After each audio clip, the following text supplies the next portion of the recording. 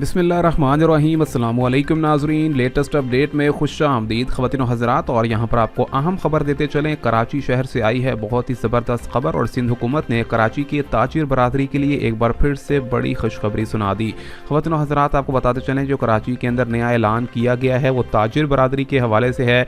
तो वीडियो में आगे बढ़ते हैं और आपको बताते हैं मुकम्मल खुशनवीद से, लेकिन साथ ही साथ अपनी नाजरीन से गुजारिश भी करेंगे हमारे यूट्यूब चैनल को सब्सक्राइब करें, वीडियो को लाइक करें और घंटी के निशान पर क्लिक करना मत भूलिए ताकि आपको आने वाली मजीद अपडेट्स भी टाइम पर मिलती रहें।